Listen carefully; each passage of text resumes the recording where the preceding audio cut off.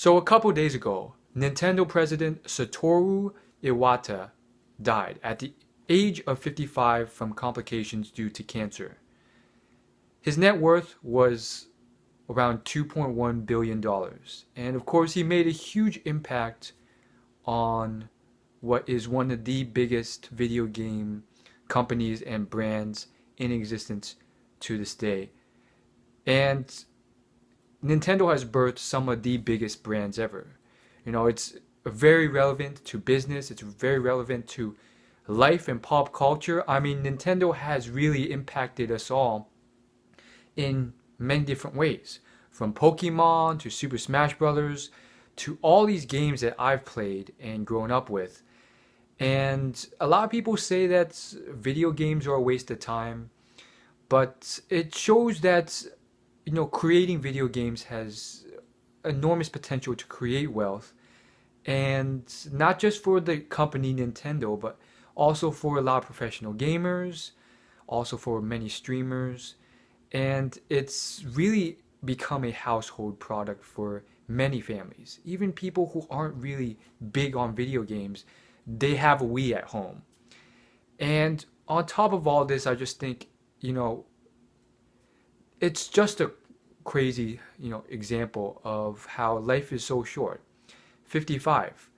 And that's still a long time compared to people I know who have died at 15 years of age or 19 years of age or in their early 20s due to cancer or a car accident or something that they didn't expect, which is very shocking.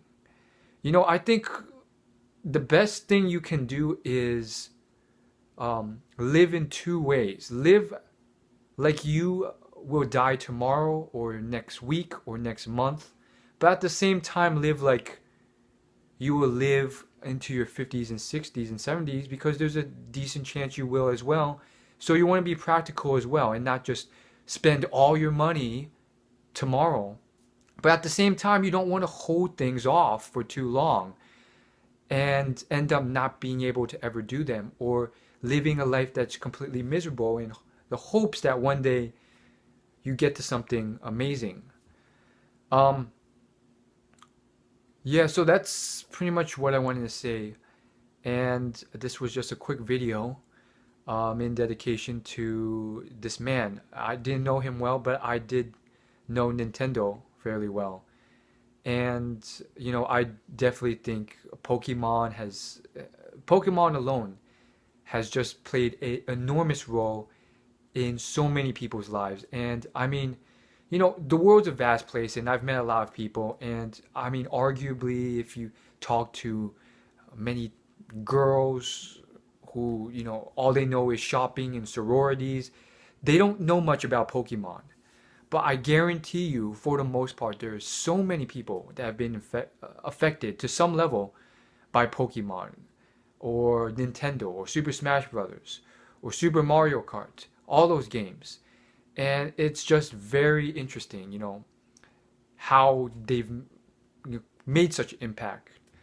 It's an incredible story, Nintendo, incredible brand in and of itself. And yeah, I mean, it's created a lot of bonds, a lot of family, a lot of great times, a lot of laughs, a lot of fun. And it's just interesting because all these games are just iconic in and of themselves. It's amazing that, for me, I purchased them on like one of the first game consoles, which was the Nintendo 64. It wasn't the first, I mean, but it was one of the first. And I bought that console, and I only bought a few games with it. And I don't know why I purchased these games. I think they were just because they were like at the front of the shelf. But they ended up being some of the games I love most. And those games were Super Smash Brothers 64 and Mario Kart 64. And those two franchises, those two brands have stuck it through a long period of time. And I mean, they are still home runs each new game console being released. Again, to a certain demographic, to a lot of people, this may not mean a lot to you. But Nintendo and this gaming industry, it cannot go ignored because there are hundreds of millions of people who are affected by this. And yeah, that's all I gotta say.